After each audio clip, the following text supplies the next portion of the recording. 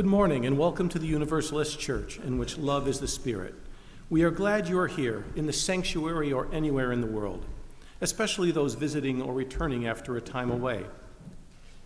I am Mike Zanta, one of your representatives on the Board of Trustees. If you are a visitor, we hope you'll talk with our welcome team or visit our webpage at westhartforduu.org to learn more about us. Our guest book or online contact page will help you get onto our electronic mailing list. Our electronic communications are the best way for us to stay connected. We look forward to helping you become part of the Universalist Church. Masks are always welcome here. We encourage you to stay updated with your vaccinations and boosters. If you'd like a mask, our ushers will have some we're happy to provide to you. After worship, we'll have fellowship in Fisk Hall and through Zoom. If you need help finding your way to Fisk Hall for our fellowship hour, any member of our church will be happy to guide you. Just look for someone wearing a Universalist Church name tag. You can find the link for Zoom in your weekly news or our Breeze calendar. If you aren't getting the weekly news, please sign up for it on our website. A couple of special announcements. The budget meeting is next week, the 4th. I'm hoping we'll get a large group there. We need 60 for a quorum. So please, right after church service ends, come on back to Fisk Hall. We'll have our meeting, and then we'll have a celebration for Reverend Dianne and Reverend Adam. This is Reverend Dianne's last week in the pulpit for us. Reverend Adam will be back effective February 1st. And Reverend Dianne, we're blessed to have you here these last 6 months. And thank you so much for everything you've done for our church.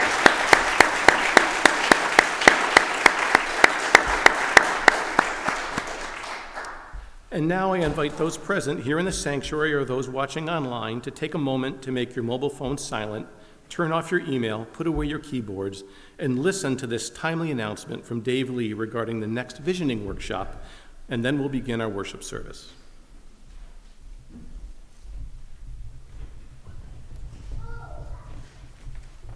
Good morning. Right after church today, we'll conduct the third and final session to discuss how we are fulfilling the tenets of the vision statement our church adopted in 2020. Today's session will focus on our commitment to be an eco-conscious congregation where we substantially improve our impact on the environment in big and small ways.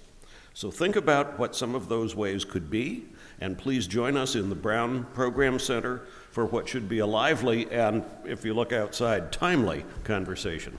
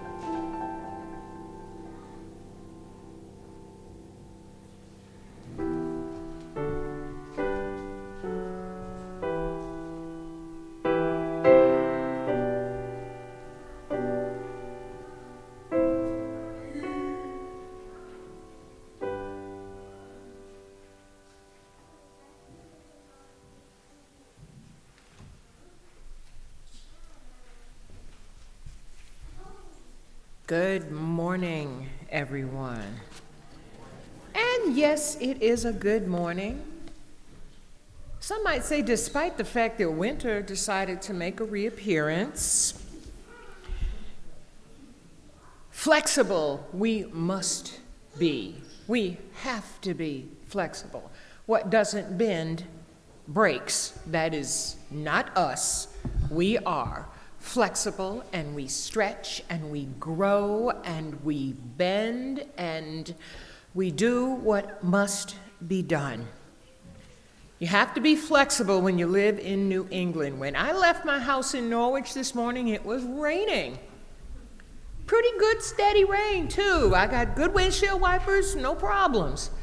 And I crossed that invisible line on Route 2, and the snowflakes decided to make an appearance.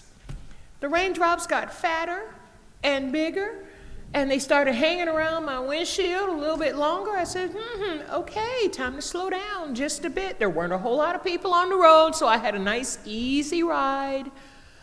No speed demons chasing me down on Route 2, and I got here just fine. There was no way I wasn't showing up for this. Y'all have been so good to me the last 6 months. When I was offered this position, I was a little bit afraid and a whole lot excited, and I knew that I was going to grow from my association with you. And so a lot of what you'll hear from me today is about gratitude. I am so grateful to all of you. You welcomed me with open arms and open ears. And many of you came to me and said, Dianne, you got this. You've guest preached for us a few times. We like what you had to say. You got this. No worries. Does that mean the worries went away? Nope. Did not, because I certainly didn't want to prove false the belief so many of you had in me. And as Mike said this morning, we've had 6 months together. Gosh, that seems like it was just yesterday when I started. Where did the time go? Our call to worship this morning is entitled, Who You Are Enriches Us All, and it was written by Monica Jacobson Tennyson. Welcome. What you bring, who you are, enriches us all. We say welcome to your joy, your hope, your pride. We say welcome to your grief, your fear, your anger, and to the parts of you that are not yet ready to be seen and heard, welcome to them as well. For we are people of faith. Faith in our expansive welcome. Faith in our ability to grow. Faith in the precious gift of our truths. Faith in the promise of trying, learning, changing. Faith in our capacity to know ourselves and each other ever deeply. Welcome to you who are gay, straight, bi, pan, lesbian, queer, questioning, and those unable to be contained in any single word. Welcome to you who are trans, cis, genderqueer, non-binary, intersex, agender, and those special folks like me who are just beyond words. Welcome to you who are perfectly, imperfectly human. Welcome to you who love and are loved. Welcome to you who are blessed. And that's every one of you within the sound of my voice and those who are watching me online. May this time together be a blessing. Come, let us worship together. Today's theme is gratitude and growth.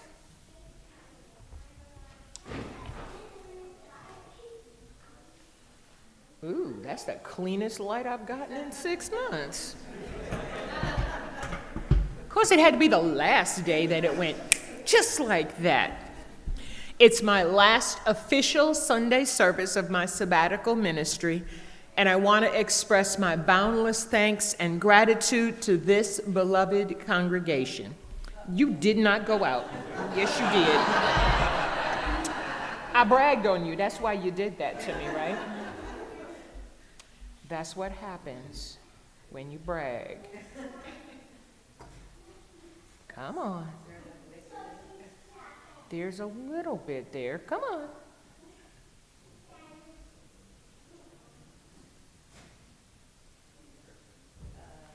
Behave. You helped me stretch and grow, sharpen my preaching chops, and let me into your lives through my worship services.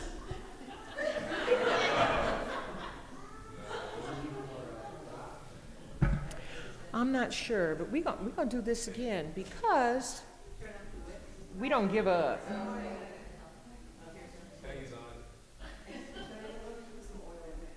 Okay. We will do that. Because we don't want you to go. You know, quiet as it's kept, I'm not sure I want to leave. It has been so wonderful being here. You've let me into your lives through my worship services, and I am so grateful to you all. I certainly could not have done this without you, and I will never forget you. Now, that doesn't mean I won't be back. Oh, no, you can't get rid of me that easily.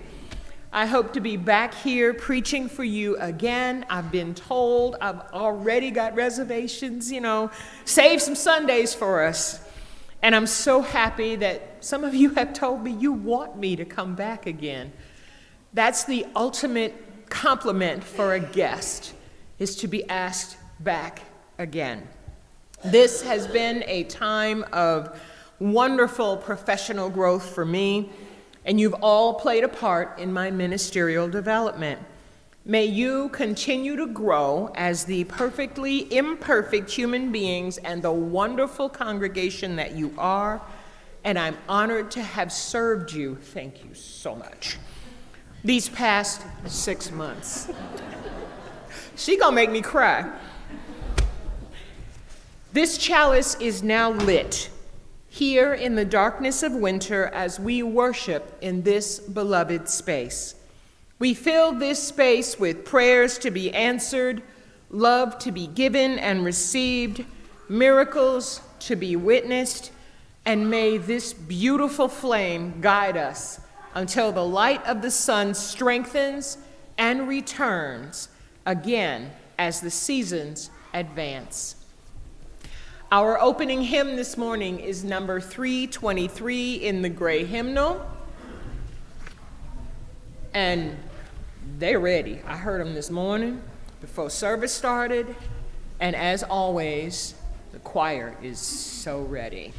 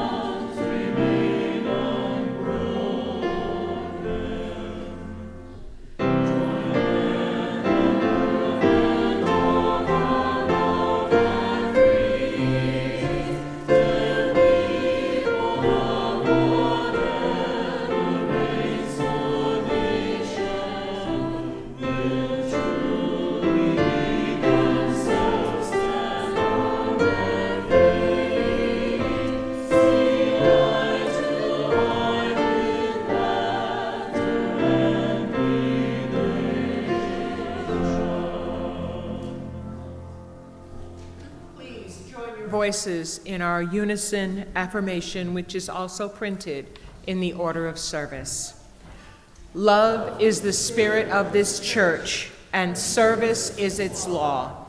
This is our great covenant, to dwell together in peace, to seek the truth in love, and to help one another. Thank you, everyone. Please be seated, be comfortable in your seats as we bring to the pulpit Dr. Patricia McKee with our Time for All Ages.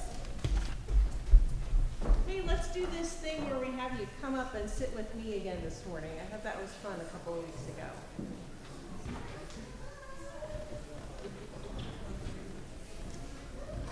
Are you going to be my co-anchor?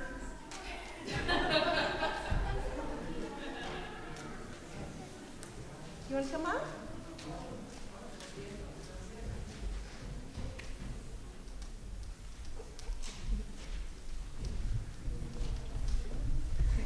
Excellent.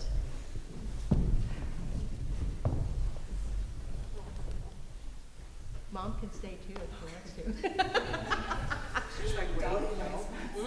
Okay. So I have a very simple, we talked about a word last time, and we just, discovered new meanings. I have a really, really simple word this morning, rest. It just means rest. Can you tell me some different ways that you can rest? I like to take naps.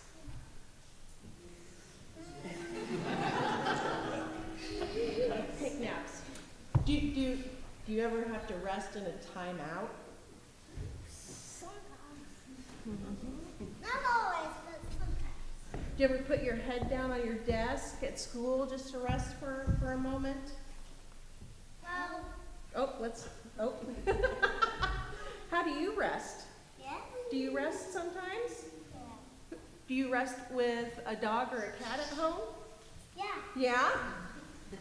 So I have we're in a special place, and sometimes we have special words for things. You know, Oh, hang on. there's more. Hang on, co-anchor. Hang on. So the word for rest in this special place is Sabbath. Another weird word. Can you say Sabbath? 1, 2, 3, Sabbath. Let's all say it. 1, 2, 3, Sabbath. Okay? So what's so special about Sabbath? Why isn't it just rest? Well, during a Sabbath time, you're not only supposed to rest, but you're supposed to think about the good things you've done in the week prior. Think about maybe some changes that you want to make. Think about other people and what they might need. Think about maybe you hurt someone's feelings this week and you want to go back and say you're sorry to them. So a special rest, the Sabbath, you actually rest and think about things. That's cool. That is cool. That is That's cool. cool. That is cool. And let me tell you something. This wonderful woman back here, Reverend Dianne, guess who's been resting for 6 months? Not Diane. Not Dianne. Adam has been on a 6-month-long Sabbath called here's a new fun word, sabbatical. And do you know why he took that long? He's been thinking about all of us the whole time, I'm sure, and how he can come back rested to be a better Adam for us. Yeah. And while he's been gone, this lovely woman behind you has been in the pulpit for him, giving him that opportunity to rest. So can we say thank you, Reverend Dianne? 1, 2, 3. Thank you, Reverend Dianne. And now we're going to go play some drums. Okay. Okay, here we go.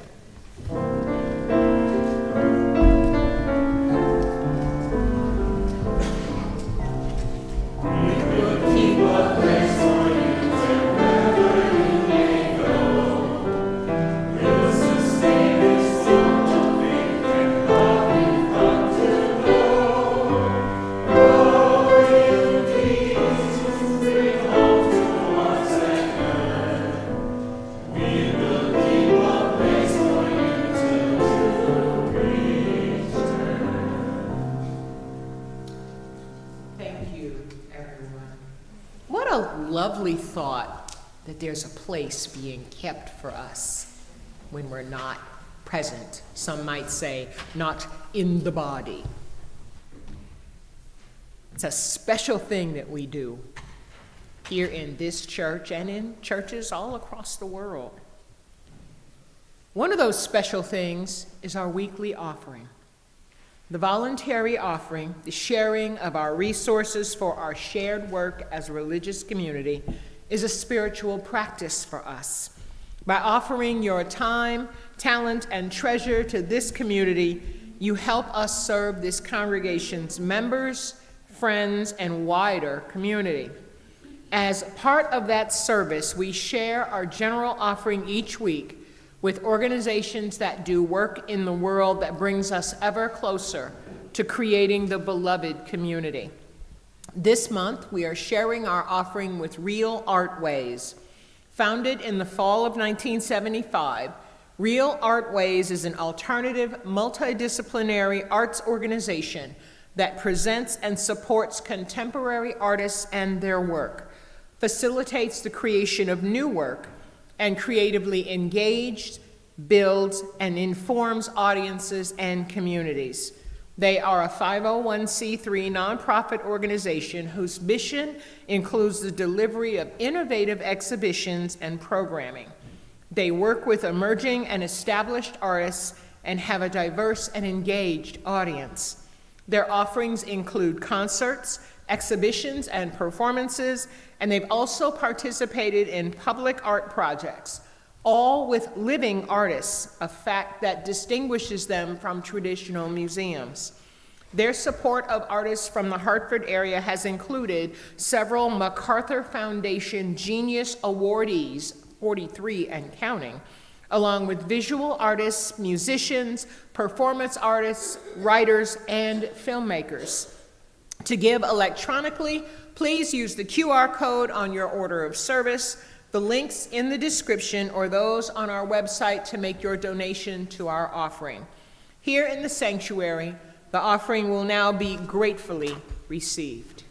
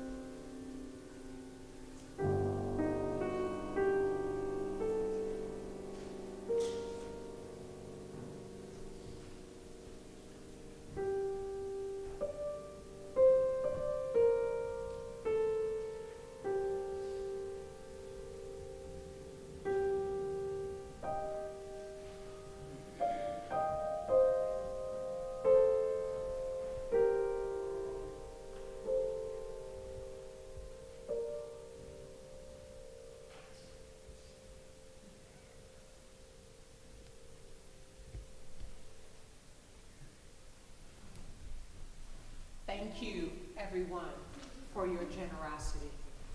May these gifts that you have so graciously given support the work of this congregation within and outside of our community. Thank you again for your generosity. Thank you, gentlemen.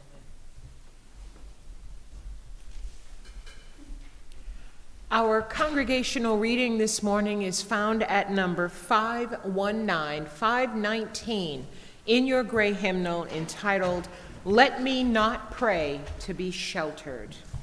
I will read the Roman text and you will respond in the italics, as you've become so used to it. Y'all are good at this responsive reading stuff. Number 519. Let me not pray to be sheltered from dangers, but to be fearless in facing Let me not beg for the stilling of my pain. Let me not look for allies in life's battlefield. Let me not crave in anxious fear to be saved. Grant me that I may not be a coward, feeling your mercy in my success alone.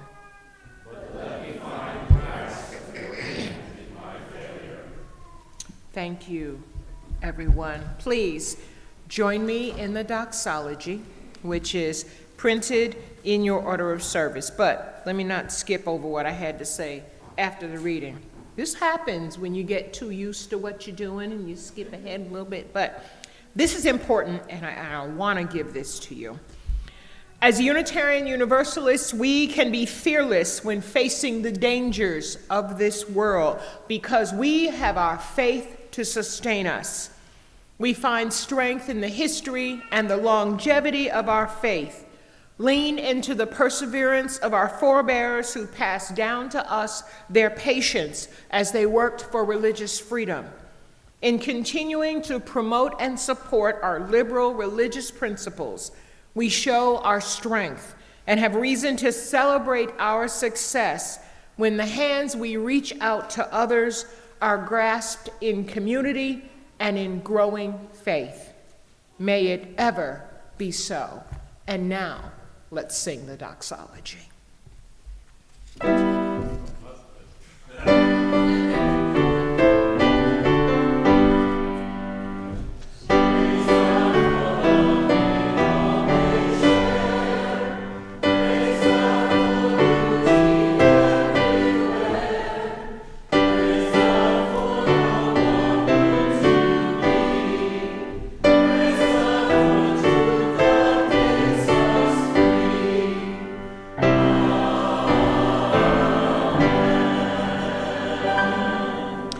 Thank you, everyone. Now you can be seated. As we begin our time of prayer and reflection, let us open our hearts to the concerns of people in this community and those beyond, whether those concerns are spoken out loud or kept within the sanctuary of our hearts. And let us join our joys together. Whether the joy is spoken or unspoken, may it spread within, and beyond this community.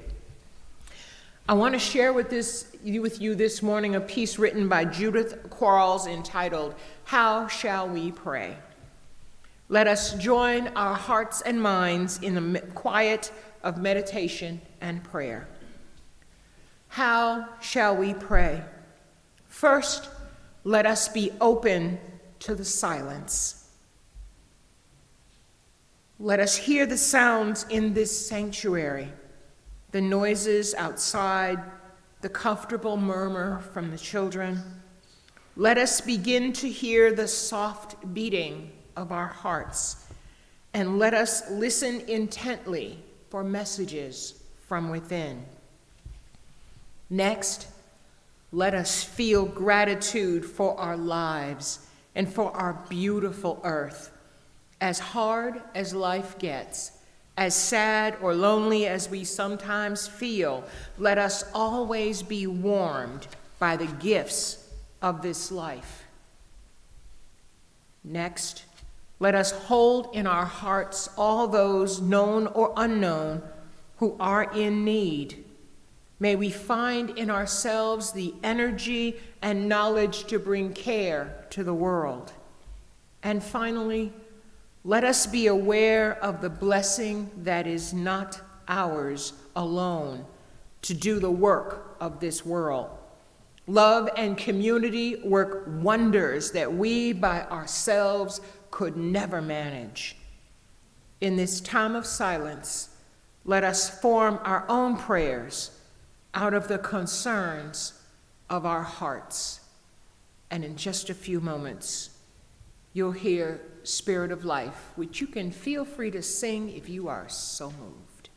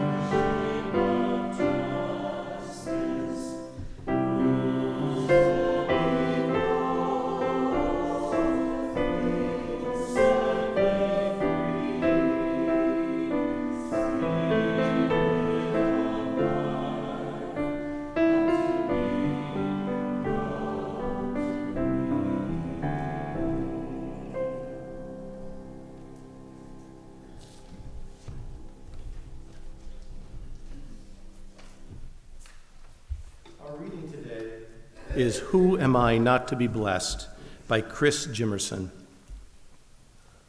In moonlight shadows, at the edge of night-darkened oak trees, I see it. Across sunny pathways and the buzzing of insects amongst the flowering forest, I hear it.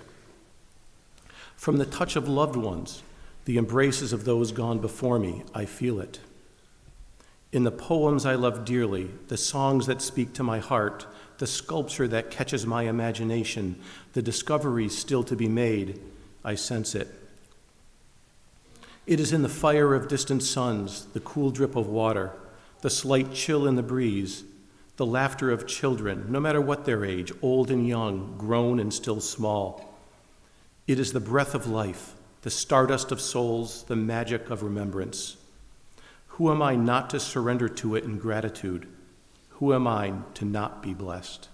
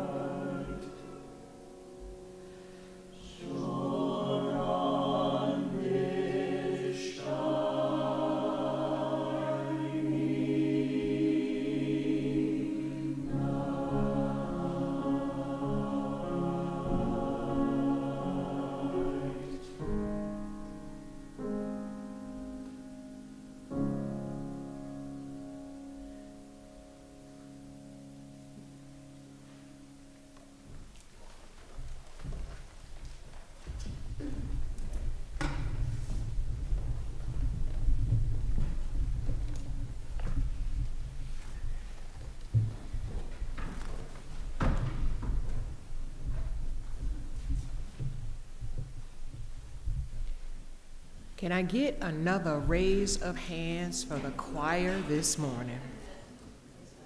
Absolutely. My subject this morning, thresholds, gratitude, and growth. Taking time to reflect on what you have. If you ever get caught up in the hustle and bustle of life, you know how out of touch, how removed you can get from the things that really matter. When you take time, when you give yourself the gift of time and contemplation, you'll find that you have plenty of things to be grateful for, regardless of the circumstances in which you find yourself, regardless of the challenges in your day, the weather, or the changes in your plans that you didn't ask for and probably didn't even want. Each one of us, each perfectly imperfect person, has our own unique list of things that bring us simple and uncomplicated pleasure, feelings of pure joy, or just a sense of comfort each day. You can be grateful for physical blessings like where you live, the climate you reside in, or even your house or apartment. You might be thankful for certain people being in your life. This might include your kids, your grandma, your best friend, or a larger group of people. I am grateful for the blessing that includes all of you, the people of the congregation here in the Universalist Church of West Hartford, better known as Fern Street. The most important function of thankfulness is that it empowers and encourages you to open your heart, your mind, and your soul to goodness, gratitude, and light. To be thankful, by definition, is to express gratitude and relief. It means that you are conscious of positive benefits that you've received. You have an awareness of a beneficial gesture, and you respond accordingly. This response often comes in a verbal form. We say, "Thank you," when someone does something nice for us, shows courtesy, like holding open a door in a crowded store entry, or when we accept an offer of help from a fellow human being that sees us struggling with a bag of groceries and offers their strength to supplement our own. Being thankful is different than being grateful, however. Thankfulness is an emotion. You feel pleased and relieved and express that feeling. Gratitude involves being thankful, but it's more than that. Gratitude includes the quality of being thankful, but there's an additional action-oriented component to it. When you express gratitude, you're also ready to show appreciation for and to return a kindness that's been extended to you. According to Dr. Kathleen Colvin of Healthy Artists, there are 3 stages of gratitude. We can experience each stage and benefit from the rewards it contains. Stage 1, we feel great in our lives. There are people this morning who are feeling grateful for this snow. Those who make their living with snow, either in recreation or in work. I know some plow drivers that are lamenting the relative lack of snow we've had so far this winter. They're grateful when the snow comes. We feel the emotion of gratitude because something good has happened. We've escaped a challenging or a troublesome situation. Maybe we received a diagnosis of impending illness that turns out to be a mistake, and we're actually just fine physically.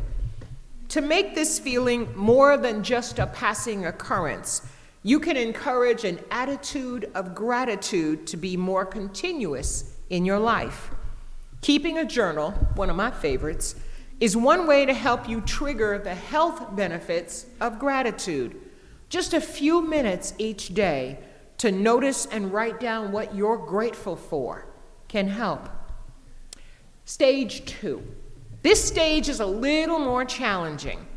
When expressing your gratitude to the people who make your life better, it requires you to be that V word, vulnerable. It's easier to stay safe inside your warm and comfy shell, to be sure. But when you express authentic gratitude to others, you form a positive emotional bond with them. Emotional bonding is one of the key traits of authentically happy people. The opposite of bonding with others is loneliness and isolation, and that leads to decreased health and a higher rate of mortality. We really do need each other, and we need to bond emotionally to and with each other. Emphasizing the positive effects of emotional bonding should put it really high on our list of things we want in our lives and make it a part of our self-care routine.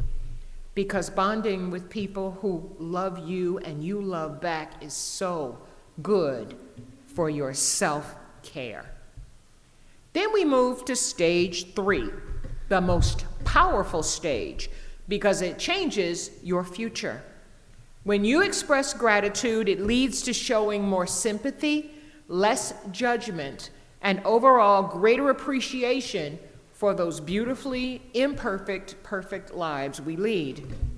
By adopting an attitude of gratitude, we set the stage for years of positive reinforcement and tell our brains that positive input will far outweigh negative input. Mixed signals lead to mixed results. When we're consistent about cultivating and expressing an attitude of gratitude, we create a blueprint that leads to positive brain changes over time and encourages far-ranging benefits. The way of gratitude is one of our most natural paths as human beings because our body, mind, and spirit are all positively affected by it. It happens at every level, whether your expressions of gratitude are calmer or more enthusiastic and out there. Be open to letting your gratitude show. Consciously cultivating and expressing gratitude doesn't have to be hard. I've got some suggestions for you. First, take 5. Take 5 minutes each morning to experience and express thankfulness and gratitude. Take these moments to think about the past day. Say to yourself, one thing I'm thankful or grateful for is, I am thankful and grateful for all of you. Fill in the blank with something you noticed or thought about or felt within the last 24 hours. Think about it for a minute or so and let that smile creep across your face when you feel it. Feel the warmth of that good feeling. And then go on with your morning, because now you've gotten a positive start. Number 2, appreciate your world openly.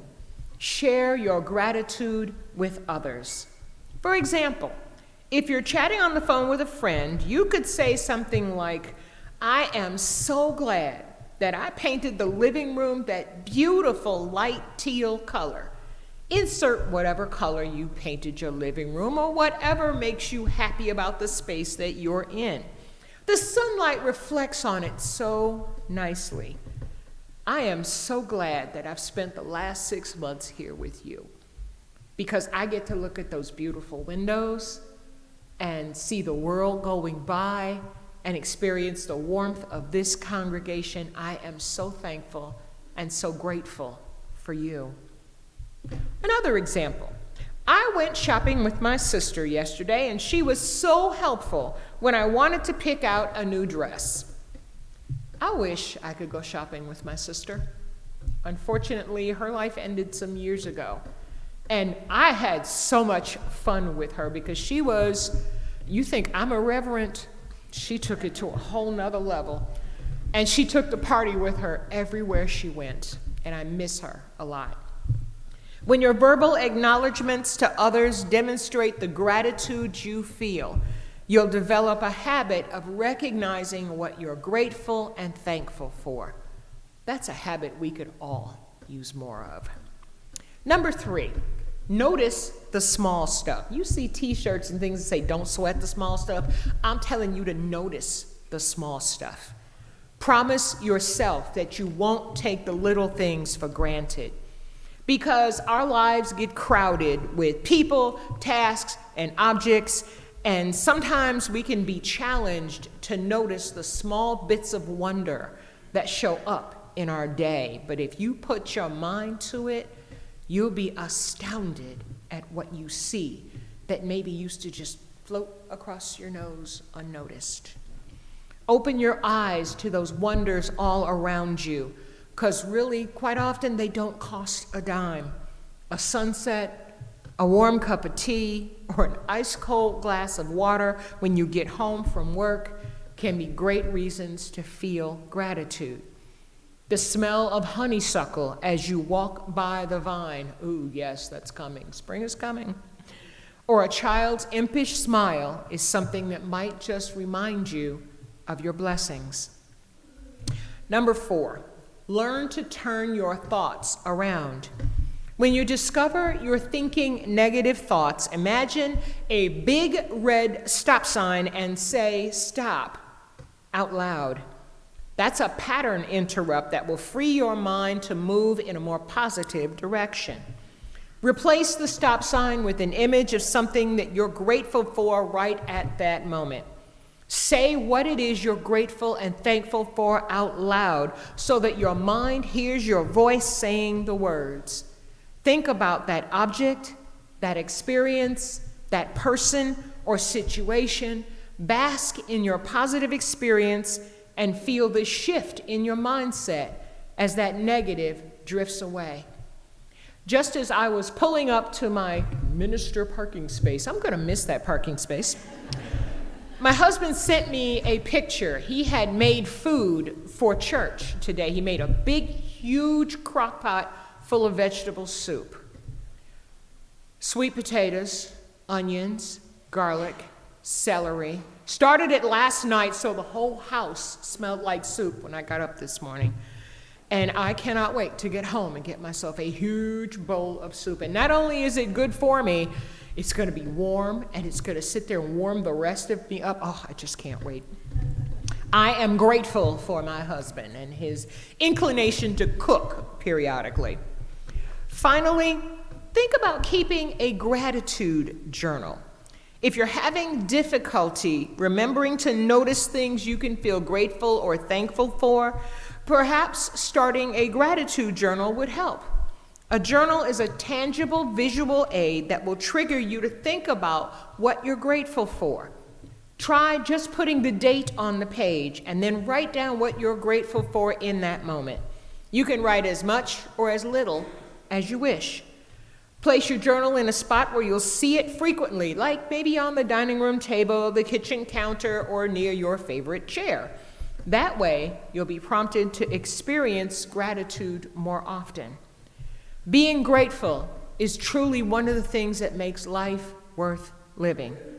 Each time you consciously decide to experience gratitude or thankfulness, you'll feel all warm and fuzzy inside. Open your eyes and your mind to the people, places, things, and experiences that you're grateful for.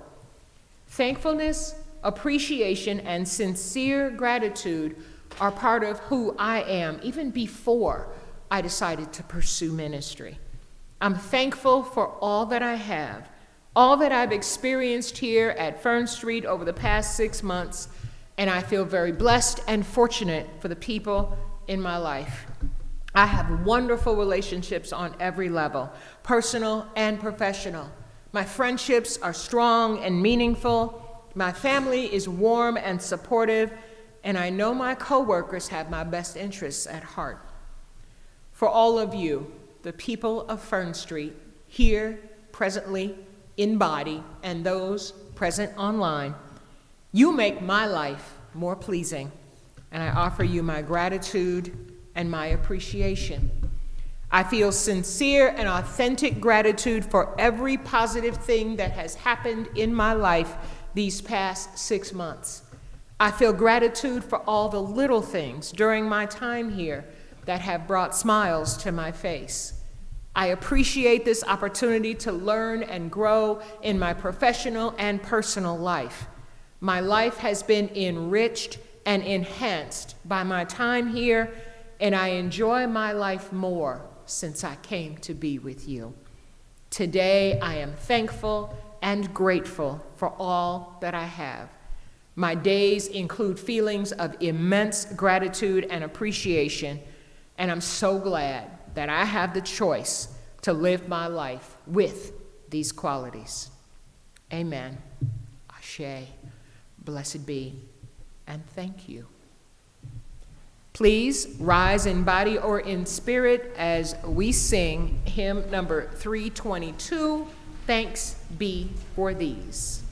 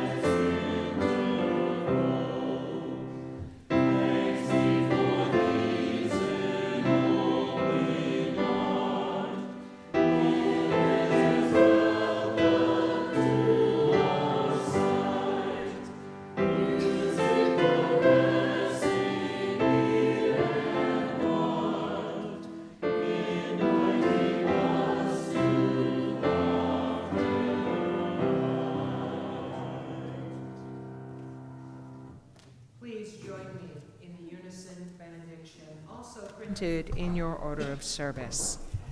Engage with the world in peace, have courage, hold on to what is good, return to no person evil for evil, strengthen the faint-hearted, support the weak, help the suffering, honor all beings. Thank you, everyone. Please be seated for our postlude.